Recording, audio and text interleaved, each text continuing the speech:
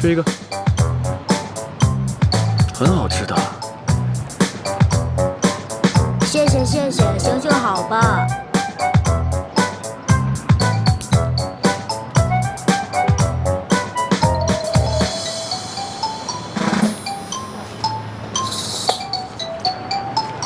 早点回家吧。嗯。天冷了，早点回家啊。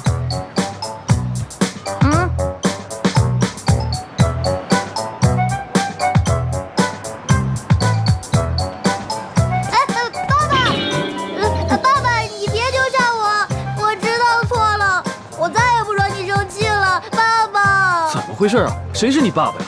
哎呀，快，闪开，闪开！爸爸，求你不要打我了，我疼啊！干什么呀你？就是的，怎么这样？当爸爸，当爸爸这样啊？太不像话了！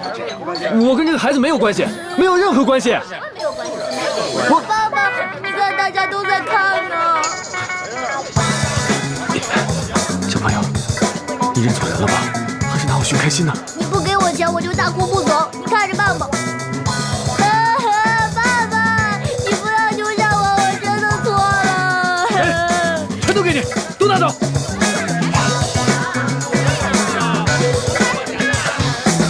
好人真的不能做，好心没好报。父皇，父皇，又来一个！你们这是团伙呀！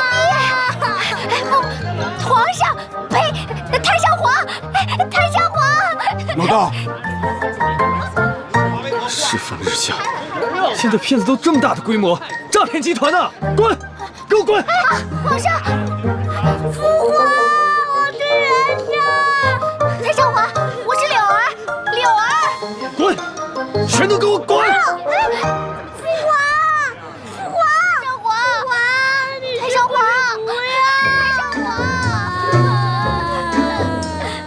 你不能不要我呀！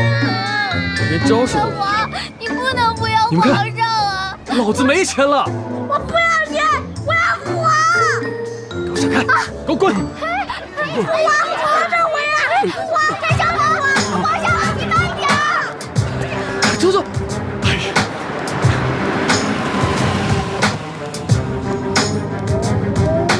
李欢，上车！皇上你慢点！皇上，太上皇！快开车！放开！皇上！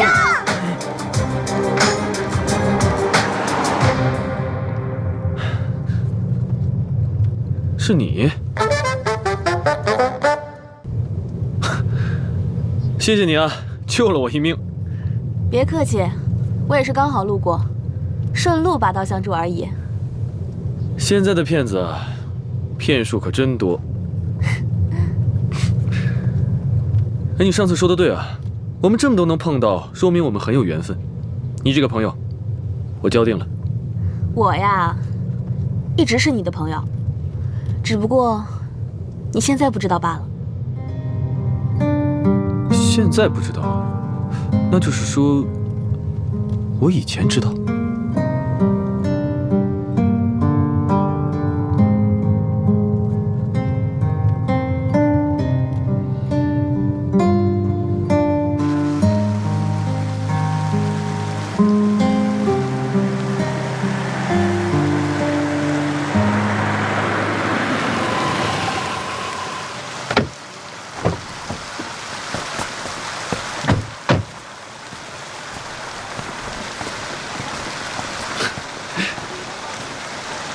这一身打扮是今年最流行的款式。别取笑我行不行？这个月我已经上了10次热搜了。我想有点自己的空间，不想再被狗仔拍到。怎么了？我这身也不至于很差吧？不至于很差，至于非常差。不过这样的话，效果也达到了呀。什么效果啊？看起来非常的朴实，就像从乡里刚进城的老奶奶。哎，不过这样你放心，绝对不会有人认出你来的。那这样呢？其实啊，最重要的还是要放轻松，懂得放下。人活得越自在呢，就越能彰显个人的魅力。我还真不相信这话是从你嘴里说出来的。怎么了？觉得我有意思？千万不要爱上我哦。你太自恋了。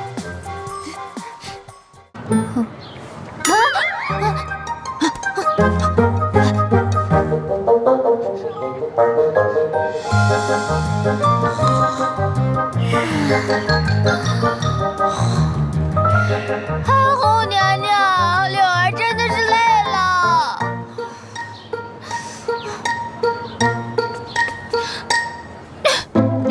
太后娘娘，如果你还疼惜柳儿的话，就给柳儿指条明路吧。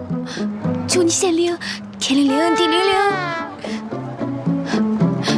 太后娘娘，好期待。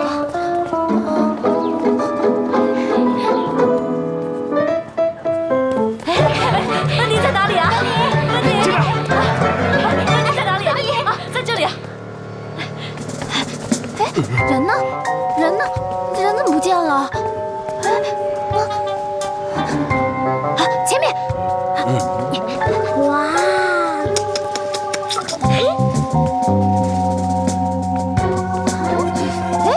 人呢？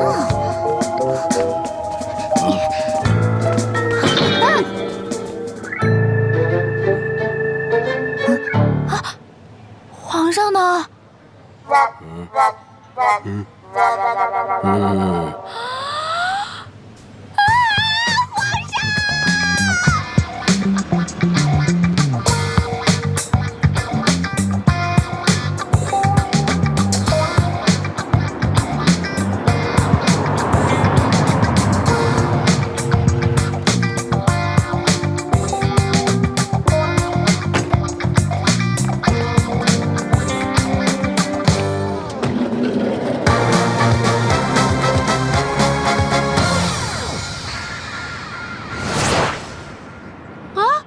怎么没有红地毯，没有闪光灯，连个记者都没有啊？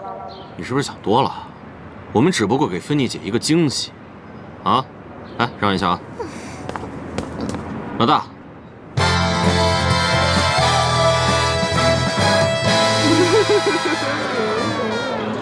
我还是不进去了吧。我现在就是个屌丝，虽然我穿上你这身衣服，但我觉得我还是变不回来了。抬起头来，叶家没落，你就不是叶波了吗？为什么非要顶着那个虚有的头衔才有勇气见人呢？钱没有可以再赚，气节没了枉为男人，拿出勇气来，挺起胸膛。这就对了，永远的叶家三少，走。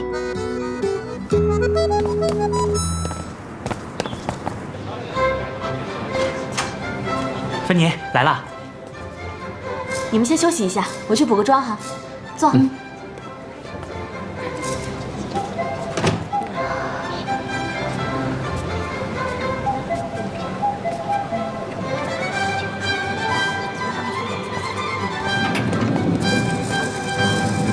大哥，大哥，这裤子你，来，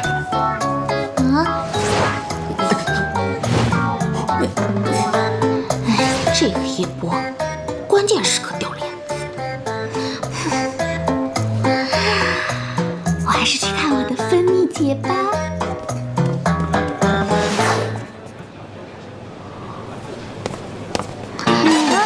哦，对，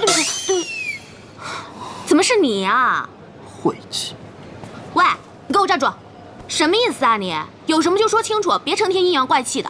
静静，冯峰，你也在啊？宝宝，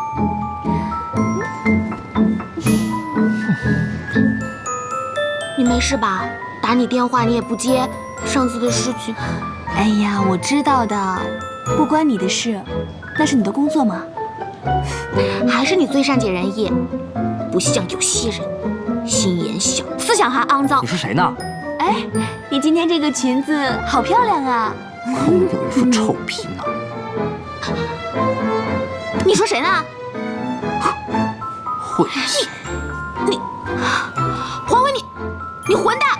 我还没找你算账呢，你把我想成什么人了？你还真是什么都不怕呀？要不要我拿个喇叭帮你宣传一下？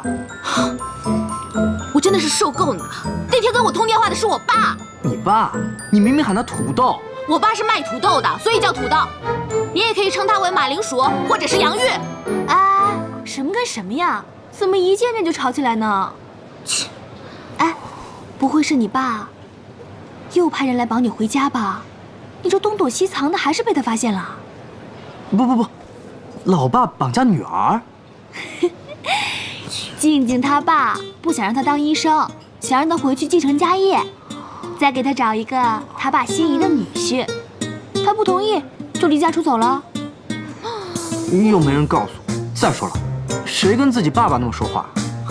明明就是你自己思想肮脏，你才肮脏！你才肮脏！哎，好了好了，那么多记者在那儿呢，让外人看笑话了。你拿着。走。哎，干嘛呀你？出去！我还要看芬妮呢。滚出来！啊，对，你讨厌！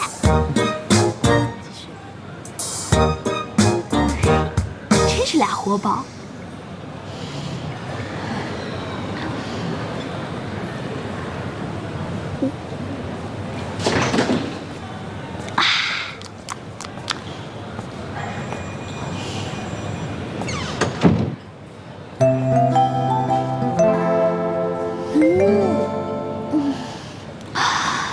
冯小姐别来无恙啊！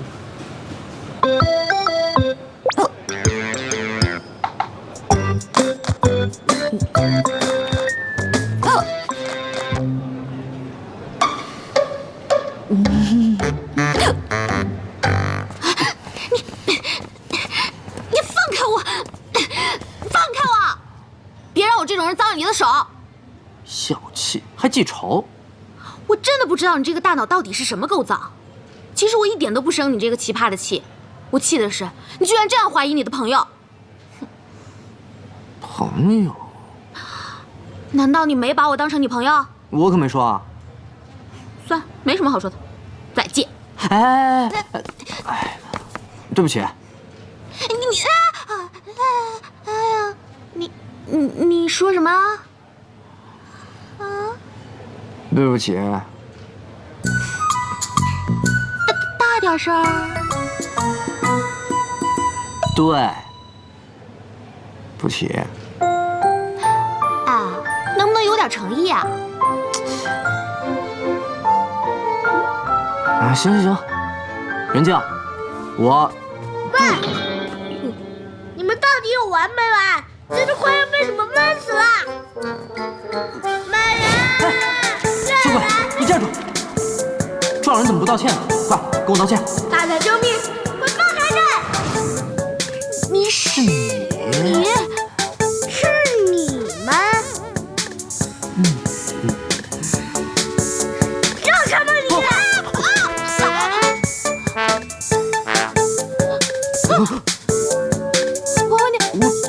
你占我便宜！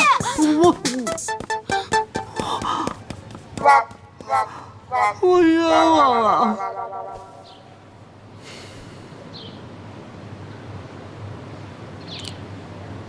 冯小姐，看起来人模狗样的，写的小说却是狗屁不通。尤其是那个皇帝，哪里都比那个和尚好。这女主角她怎么就跟和尚私奔了呢？你说出来也好，你心里就是这么想的吧？对于你的小说，我想说的太多了，怕伤你自尊，所以算了。哎，你不做生意啊？我怎么给忘了？你那个店根本就没有生意做啊！你非要这样吗？我来这可不是跟你吵架的。不过，我倒是想问问，你到底是怎么了？是不是发生了什么事？或者有什么难言之隐。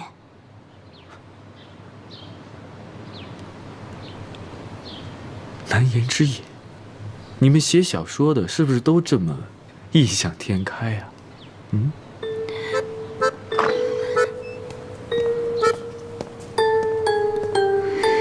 李欢，你怎么来了？你们两个碰上了，看来聊得不错啊。话不投机半句多。早知道就不来了。我看呐，是不是冤家不聚头？既然都来了，快坐下聊吧。坐下来，来。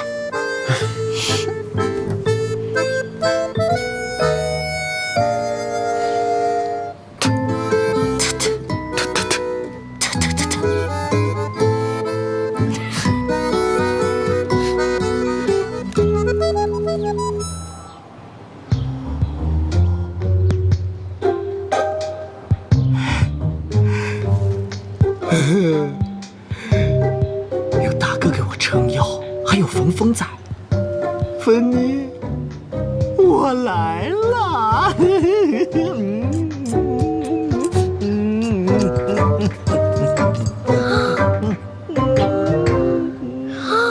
大胆刁民，给我放开我！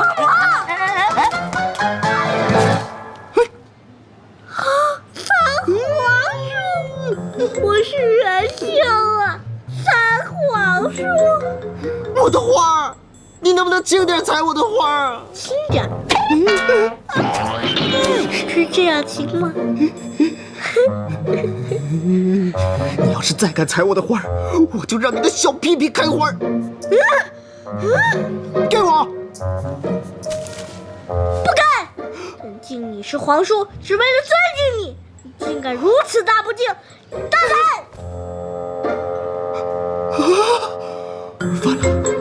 反了！现在的小孩都被宠成自己叫皇帝了。你我本来就是皇帝，还不快给这跪下！跪下！算了，赶紧把我的花给我，快点儿！看来你跟着颜色瞧瞧了。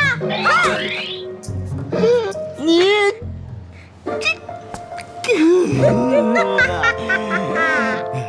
啊！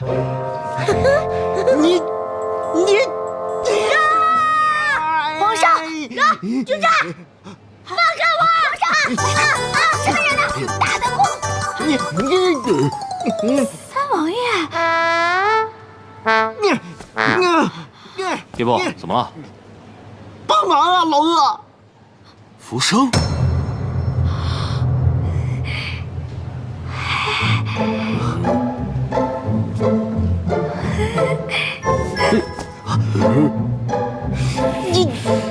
你陪我花儿！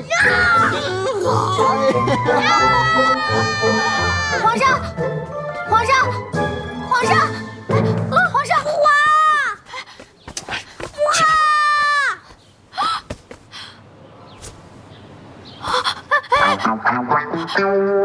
北京太上皇！什么情况啊？北京太后娘娘！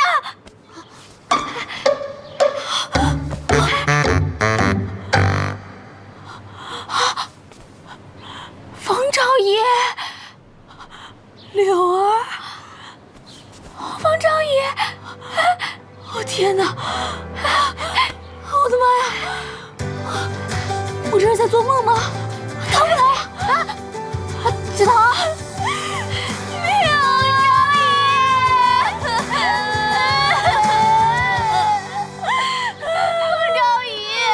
柳儿可想你了，我也是。不好，啥还想进你们啊？不好！这谁家孩子？这是？不知道啊。怎么见面就抱腿？妈，你们先出去吧！请问两位，这是你们的私生子吗？李官县长，你消失这么久，是跟芬妮小姐合法隐居吗？妈妈，你们先出去吧。和这个孩子一起消失的吗？不是，你们千万别误会，别误会啊！不好意思，跟我们先出去吧。咱别在这待着了，先出去吧。什么母后啊，我不认识你。我是小儿啊！什么小儿啊？父皇，你告诉我，吧！不能拍照！别拍了！先出去！你认错人了！放开！不能拍照！各位，先出去吧！哎，两位，跟我们再说说吧。是啊，说说。他跟我们没有关系。没有关系。哎，好了，你们认错人了，不能拍照。够了！放开我儿子！你们干嘛呀？吓坏了我儿子！你们哪个电台的？我要告你们！我们不是，这是对呀，人家小孩子玩过家家，你们捣什么乱啊？这真的假的？把今天的照片都给我删了，否则我告你们侵犯儿童肖像权！不，这怎么行？对啊。老于，把他们都给我赶出去！对不起啊，对不起，出去吧，出去吧，各位，对不起，出去吧，出去吧，出去吧。皇上，你跟我走。太上皇，太后娘娘，李花，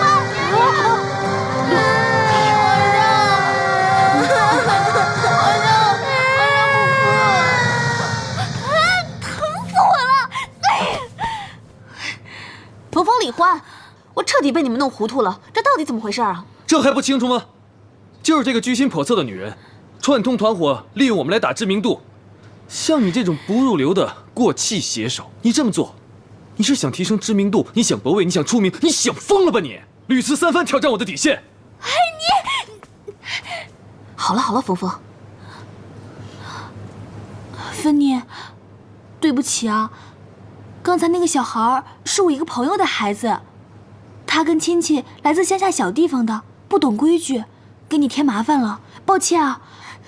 不过你真的长得跟他妈妈好像啊，他肯定是想妈妈了，所以才会认错人的。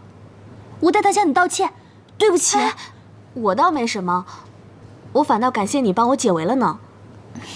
可是，就算我跟他妈妈长得很像，也不可能认错啊。他妈妈人呢？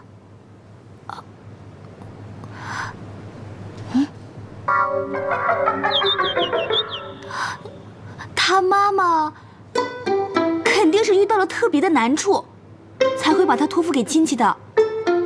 他虽然待人刻薄，但是带孩子还是1等1的好的。不到万不得已，他是不会离开孩子的。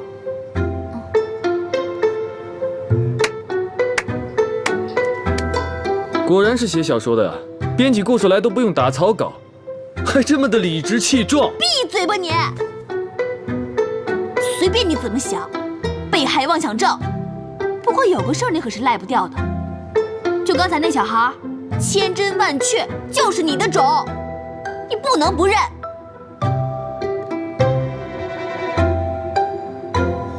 我的种？就是。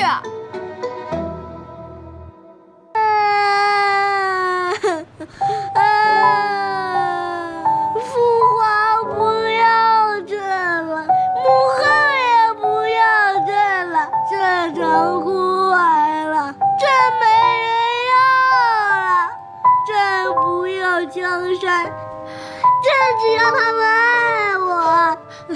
不哭了，不哭了，皇上，皇上还有小柳儿，还有福生呢。现在还有冯昭仪，冯昭仪一定会跟我们做主的啊！不哭了，皇上。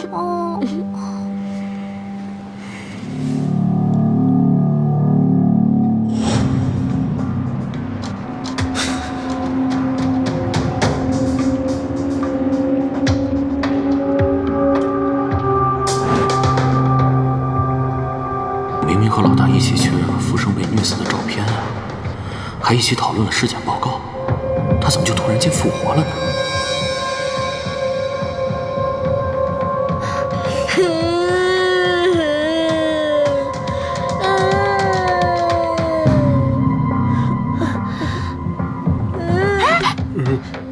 男女授受不亲。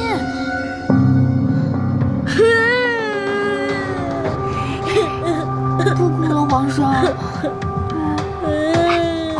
这小孩管老板叫父皇，管芬妮叫母后，冯峰又说自己是他亲妈，这关系我怎么看不懂了呢？逆向思维一下，他一定是这2人其中之一的儿子。说的白说。不过我现在更加确定了，冯峰跟我老板是真的认识的。他就是冯峰等的那个人。什么？不会吧？干什么一惊一乍的？这……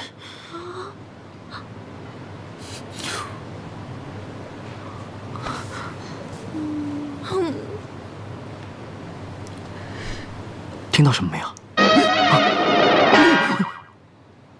没听到什么呀？啊，我又没在偷听。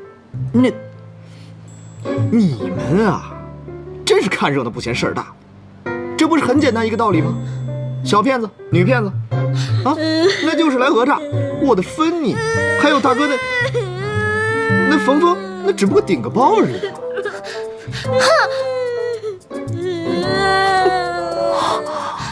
有道理，肯定是这样的。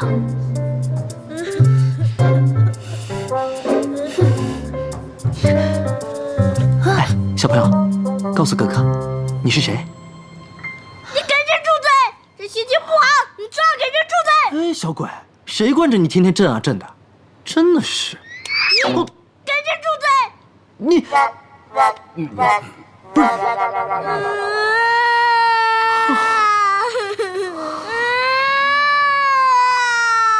你这个人，你真是……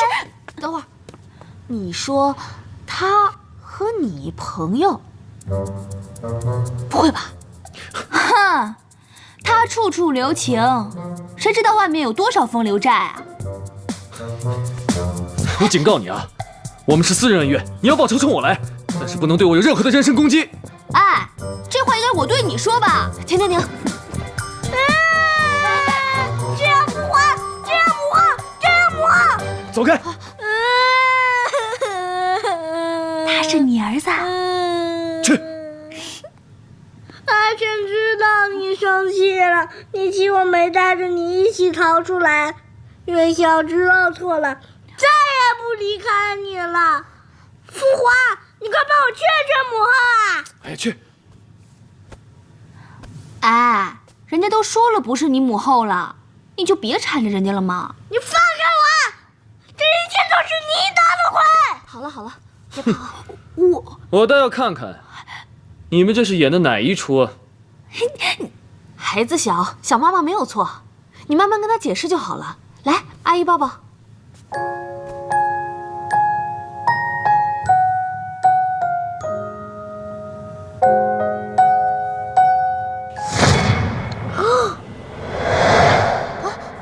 不是母后，不是母后，你是妖怪变的！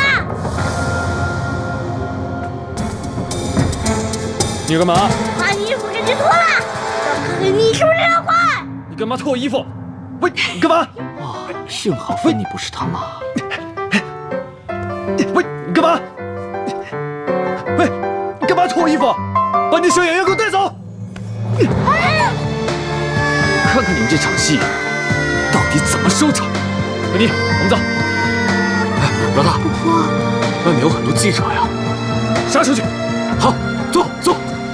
皇上，皇上，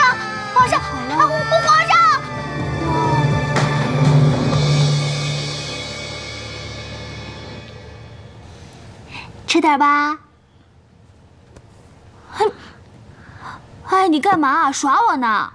认妈大闹现场的是你，不认妈的也是你，搞得乱七八糟也就罢了，现在到了我家了，还跟我吹胡子瞪眼睛的，我欠你的。冯昭仪，你就别说皇上了，你知道皇上心里苦。刚刚遇见了一个奇奇怪怪名字的女人，她居然长得和太后娘娘一模一样，但不是太后娘娘，本来就不是啊。那个奇怪的名字的女人，她的痣长在这儿，太后娘娘没有。皇上他一定是看出来了，所以才这么难过。好了，皇上，你已经有1个时辰没有进食了，您就吃一口，要不然饿着了啊！皇上，你不要吓奴婢嘛，您就吃一个，说一句话啊！皇上，来玩儿。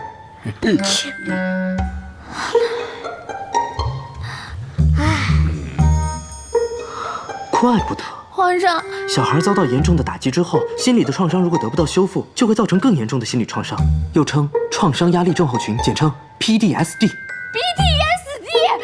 皇上不能被淹死！你是好人是吗？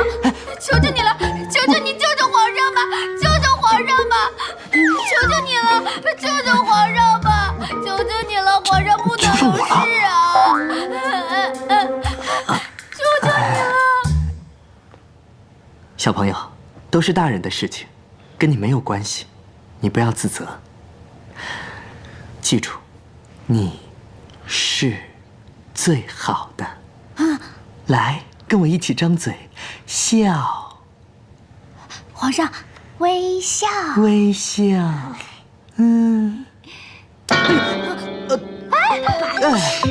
你看他说话了。你看他这模样，一看就是李欢的种。有其夫必有其子。我跟你们说，小孩子就不能惯着。我就不信我不惯着他，他还能出毛病来。走。老夫，你放开我！放开我！皇上，叫什么叫？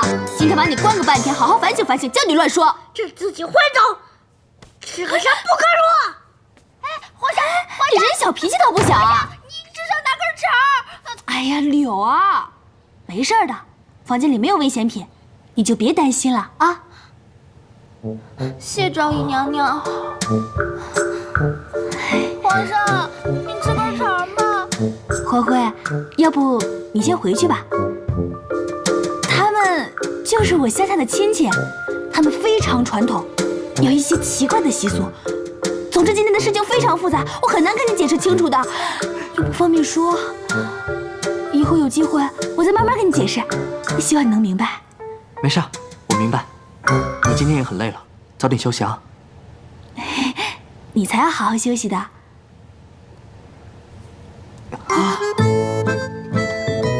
疼吗？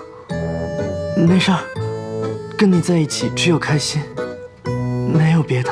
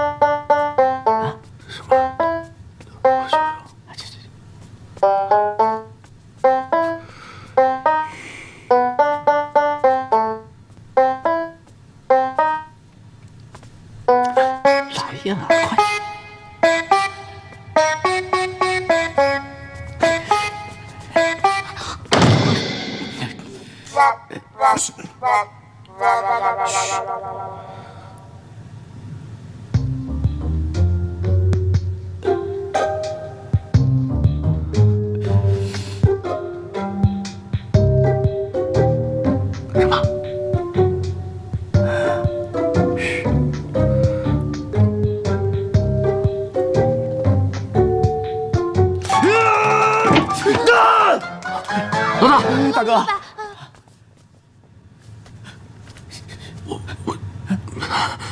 老大，我发誓，我们真的不知道这是怎么回事。如果我说的有半点假话的话，那就惩罚我和叶波打一辈子光棍。你光棍，你一辈子光棍，说正事。老大，我已经安排好了，明天我就调查那个小孩什么来头。顺便调查一下，他是不是冯峰派来诈骗的？老大，这老板，其实验 DNA 不是简单多了。哎，老大，你现在就去医院啊？那能怎么样呢？如果是我的孩子，我一定认；如果不是呢，赶紧澄清，省得让峰峰这样的骗子得逞。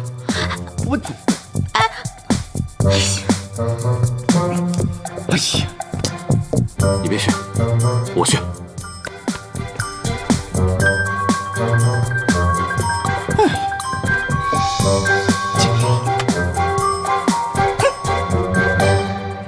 没声音了，娘娘，皇上就寝了。啊，应该是闹够了吧？你可别担心啊。娘娘，奴婢拜见昭仪娘娘。哎，快起来，快起来，快起来！以后不要再行大礼了，也不要叫我什么冯昭仪，这里不兴这个的，你就叫我姐姐吧。还有，不要自称为奴婢。你那2个点儿啊，也不要再画了，别人会以为你是小丑，把你送到马戏团的。啊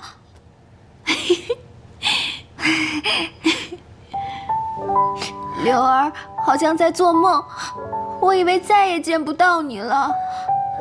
我也是，一别这么久，还真的挺想你的。你看你啊，你都瘦了。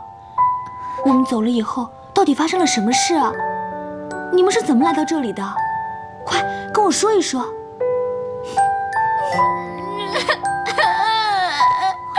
张姨娘娘，你要给我们做主啊！咻，就这样，我跟皇上就被大风刮到了现代。拓跋将军谋逆造反，还扣押了太后娘娘，这怎么可能啊？我也不清楚。一开始太上皇刚失踪的时候，拓跋将军还把那些觊觎皇位的人全都关进了大牢，而且帮着皇上和太后治理朝政。可是1年前，他就性格大变，整个人都变得不一样了。最后还不顾跟太后娘娘的往日情分，来追杀太后娘娘和皇上，还觊觎皇位，还造反。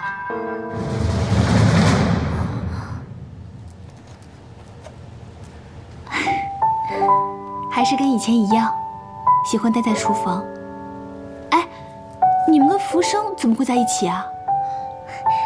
我们来这儿第1天就遇见了他，他送给皇上一个白馒头。他算是我跟皇上的救命恩人了，而且他跟皇上投缘。虽然他有点傻傻的，但是在这满大街都是怪物的地方，还是帮了我们很多忙的。福生，过来坐。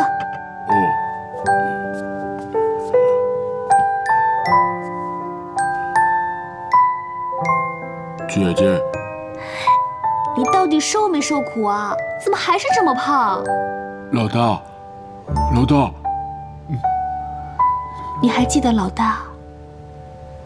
可是老大已经不是你的老大了。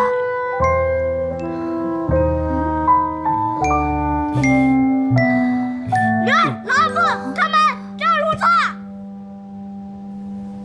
开门！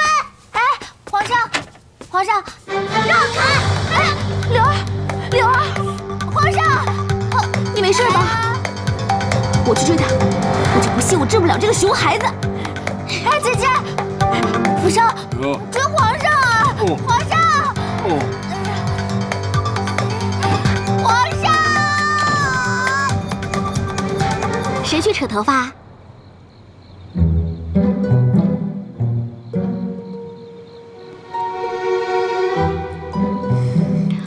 好吧，那我去吧。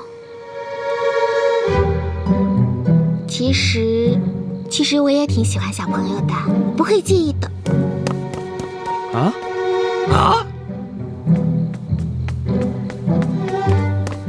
呦，宝宝，你没事吧？你干嘛绑着头发呀？做研究。回来！峰峰，怎么了？我一会儿跟你说啊。站住！皇上，哎，等等我！哎，救命啊！救命啊！救命啊！你给我回来！回来！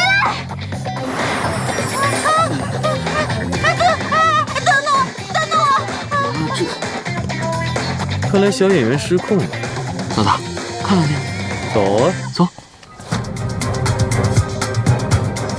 小心坑！小心，有坑！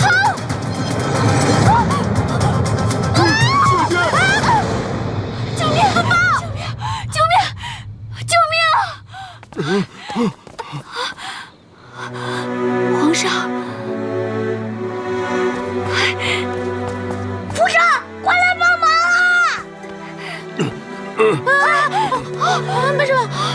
没事吧？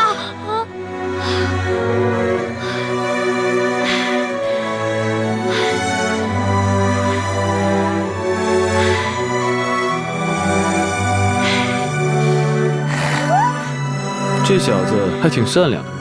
啊？哦。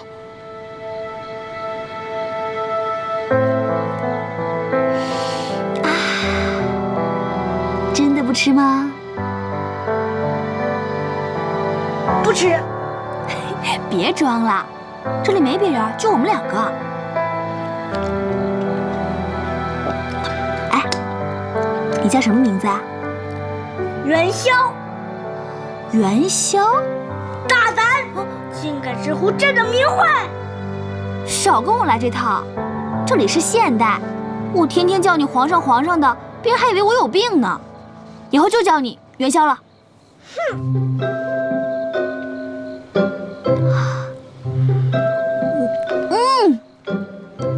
哇，太好吃了，皮很嫩，肉很爽，唇齿留香啊。喂，刚刚谢谢你啊。哼，果然是那个暴君的种啊，鄙视人的语气都一样。哼哼哼。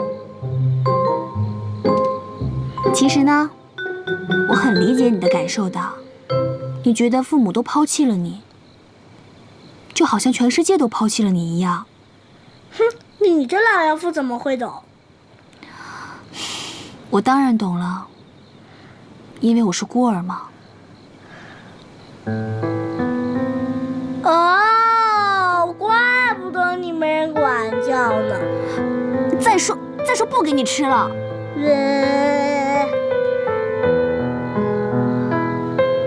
你觉得日子很难，甚至都没有搞清楚。但是只有自己强大起来，才可以生活下去。这已经很强啦。我小时候呢，总是被同学欺负，他们笑我没有爸妈，不跟我玩，还把我的饭盒扔到垃圾桶里，把我刚写好的作业藏起来，还诬陷我是小偷。哎呀，反正就是多的都数不清了。不过我印象最深的一次，是他们把我拉到后巷子，抢光了我的零花钱，还狠狠地揍了我一顿。之后呢？之后我就尽全力反抗啊！我才不怕他们呢。唉，要是这帮坏孩子们被朕抓住，一定要诛他们9族。暴力是解决不了问题的，否则你只会成为一个暴君。只要面对恶势力时，绝不低头，坚持自己，就一定能够胜利。你放10000个心好了，这一定不是暴君，一定不会低头的。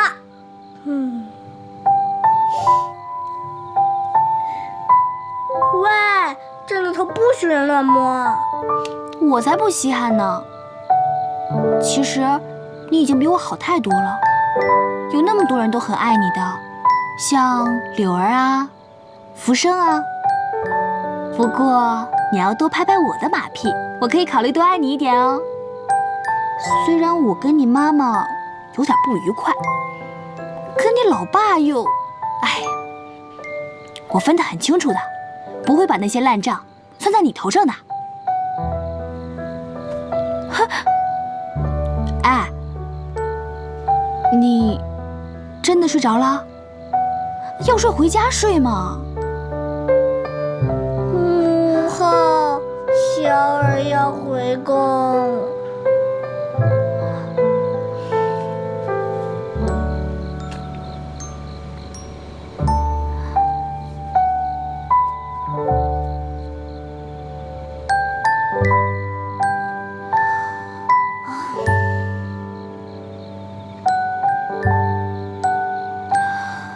是你爸妈欠我的，可是现在怎么会是我来照顾你呢？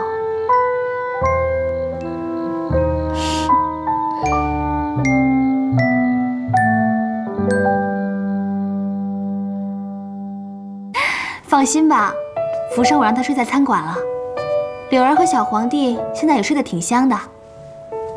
唉，这乱七八糟的一天可算是过去了。明天呢？明天的事情明天再想，今天晚上先睡个好觉。再大的事情有我黄辉在呢，放心吧。对，有黄辉在，不用怕。那，谢谢喽，晚安。晚安，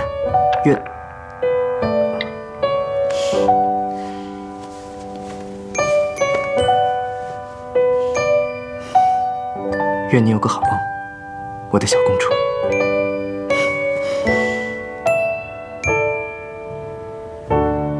我警告你，我们是私人恩怨，你要报仇从我来，不能对我有任何的人身攻击。像你这种不入流的过气写手，你这么做，无非是想提升知名度，你想博出位，想出名，你想疯了吧你？屡次三番挑战我的底线。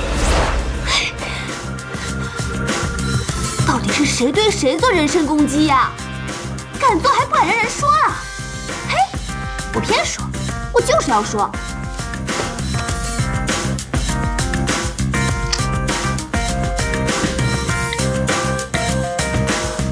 我才懒得浪费精力对你做人身攻击呢！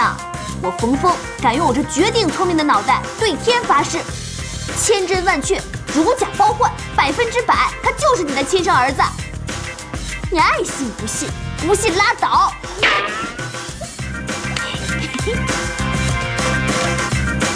种犬。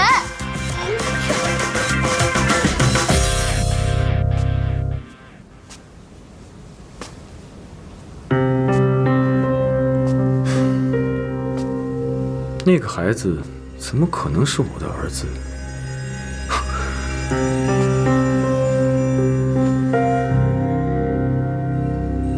我再糊涂，也不可能自己有个儿子都不知道吧？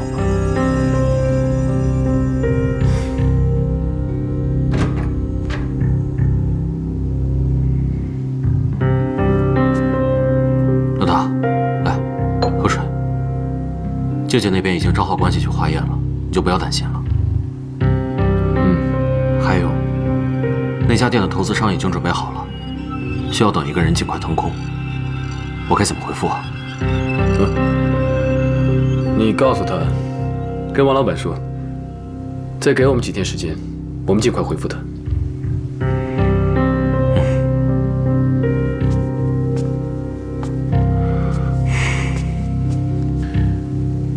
冯峰姑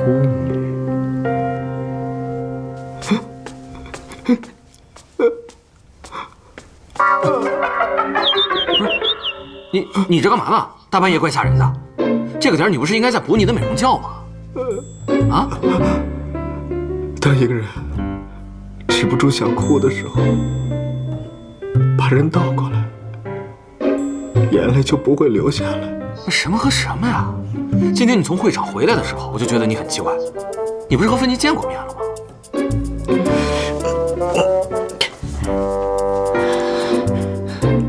就是因为我们见过面了，所以我才觉得我们俩离得越近，反而越远。不是，能说人话吗？我没有勇气跟他表白，你懂了吗？你知不知道你这样聊天很讨厌？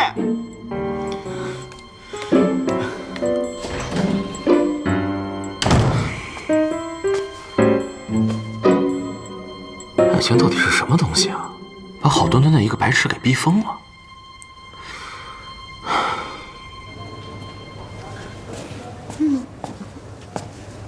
任静啊，你怎么还在啊？哎，你最近好勤奋啊，天天钻图书馆查资料。教授还夸你呢，说你最近总去请教他，让我们向你学习呢。这太不像你的风格了嘛！你说你是不是想拿第1荣誉毕业呀？我努力吧。哎，露露，哎，去看一下消化细菌培养情况。好嘞。师兄，报告出来了吗？哪有那么快呀？还好几个小时呢。要不你先回去吧。我不回去，我一定要在第一时间拿到报告。师兄，你先忙吧，我不用管我了啊。行，我不跪，我不跪，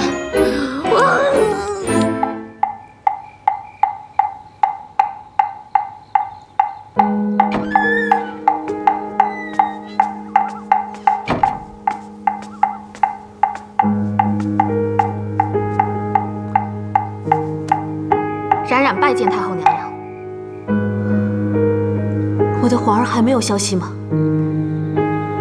没有，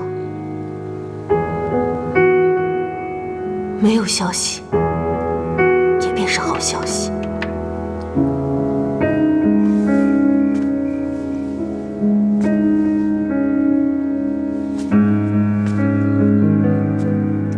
太后娘娘，其实冉冉今天来是向您道别的。道别？想必太后娘娘已经知道，拓跋将军自裁谢罪一事。我日日向佛祖祈求，愿他放下心中的怨恨，在西方极乐世界一切安好。太后娘娘，您难道不觉得奇怪吗？寻死的方法有千万种，拓跋将军何须大动干戈去挖一个大坑往下跳？冉冉思忖了多日，终于想明白了。或许拓跋将军所说的怪异之事都是真的。怎么？也许拓跋将军真的穿越到了另一个平行的世界，那个新世界。太后娘娘，您知道？我也是略有听闻，之前听冯昭仪宫里的柳儿提起过，以为是趣闻野史，如今想来，或许真有可能。那冯昭仪的所作所为，确实不像生活在这儿的人。冯昭仪，冉冉有些印象。听说先帝也是因为她消失在龙卷风里的。如果真的有那个平行的世界，我有时想，我这个深宫里的可怜人也该去看看，体验一下冯昭仪所说的平等自由的爱情。如果我当初勇敢地去拒绝父母安排的婚姻，我和拓跋将军也不会落到今天这般田地。太后娘娘，冉冉一定会找到拓跋将军，还请您保重。你对拓跋将军的忠心自是可嘉，但同是女人，有些事情我需要提点你。太后娘娘，请讲。人生苦短，不要为别人活着。愿你能找到自己的生活，包括爱情。爱情？什么是爱情？它会让你脸红心跳，让你彻夜难眠，让你时时刻刻牵肠挂肚，让你……等那一天到了，你自然会明白。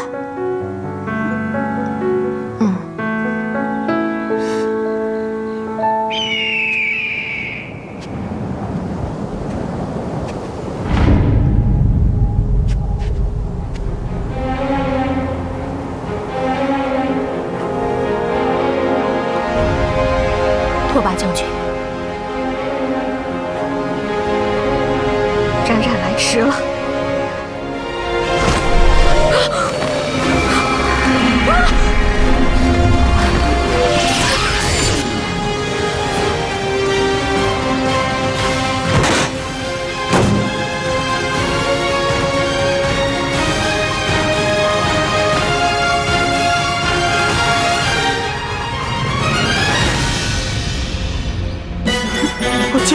僵尸！僵尸！啊！千年僵尸出土了！什么僵尸？是说我吗？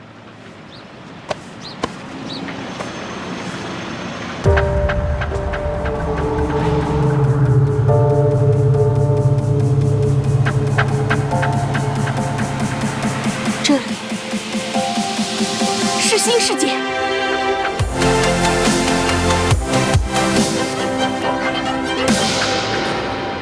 人各一等，什么奇奇怪怪的名字啊！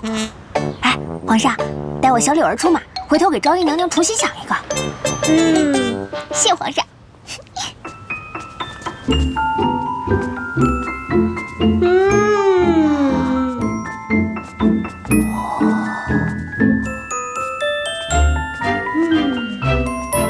这儿虽然比不上朕的皇宫，但凑合。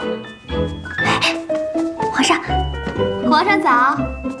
嘿嘿，小店不胜您大驾光临，虽然这里不及您家，但食物还是极好的。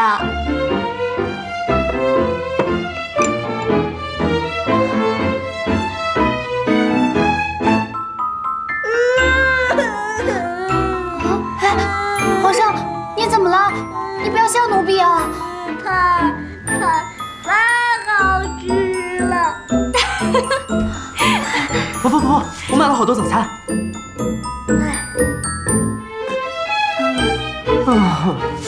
我忘了有专业厨师了。拿来给他们尝尝。柳儿，快坐啊！尝尝黄辉带来的早餐，绝对不输给福生。哇，有我最爱吃的油条。不敢。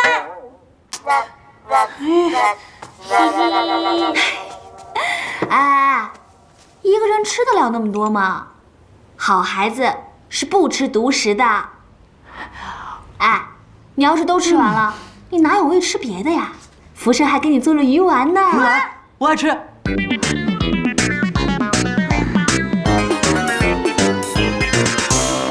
太好吃了！皇上，这比御膳房做的还好吃。福生，你做起饭来还人模人样的。好吃，一辈子给你吃。来，吃一个。你不要乱说啊！我不耽误你找媳妇儿的。媳妇儿，不要指我！又来了。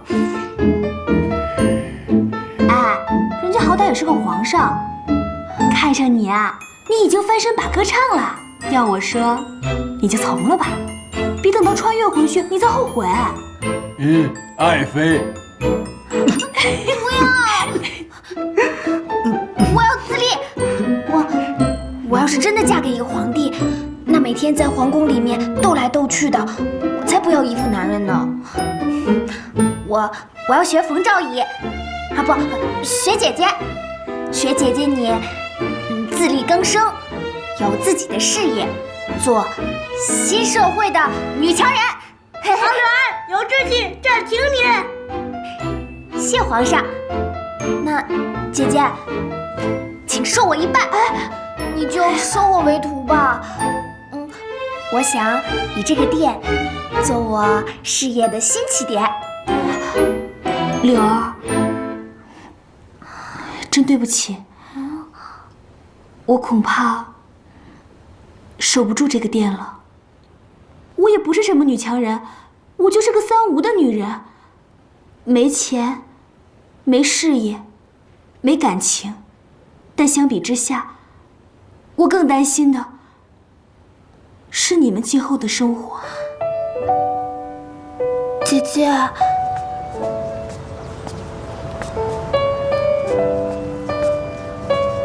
刚才他们听到饭店要关门，都挺失望的。特别是柳儿，我也真没用，帮不了他们。别这样说，你已经很照顾他们了。接下来，你打算怎么安顿他们？我想过了，福生的话，我会送他去医院，一边疗养，一边给他找个厨师的工作。柳儿没学历，没文凭，当个保姆应该是可以的。最难办的就是小皇帝，孩子最需要父母的爱，但是硬塞给李欢也不会幸福的。看来，只有想办法把他送回去，或者想办法把他妈接过来。所有的人你都替他们想好了。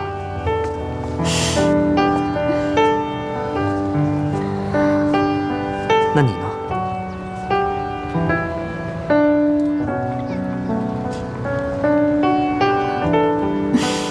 不是都说了吗？回学校读书啊！你不是带我实地考察来了吗？你看这里，安静祥和，与世无争，做学生是最快乐的。逆向思维一下，做学生是逃避现实的一个方式而已。可能是因为最近发生了很多事情，所以你会想要学习，对吗？之前柳儿他们还没有来的时候，你可以一个人轻松的、慢慢的放下那段感情。可他们来了，以你的性格，你绝不会放下他们不管。可是呢，他们跟那个李欢又有脱不了的关系，所以你根本逃不开的。逻辑思维够强的，不愧是读理工的。说实话，我从来没有见过你像今天早上吃饭时那么开心。我爸说，人只有在做自己最开心的事情时，才会真心的笑。峰峰，我希望你不要因为他而放弃自己的梦想。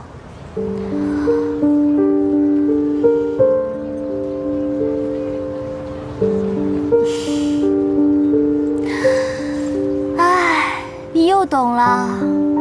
我当然懂了，难道你不想跟他们一起开店吗？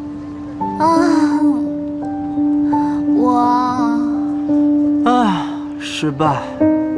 今天早上就没有献上殷勤，本来还指望这本考研资料能让你多给我加点分呢。现在好了，谢谢，谢谢你懂我。说了这么多谢谢，有没有实际一点的奖励？哎，黄辉，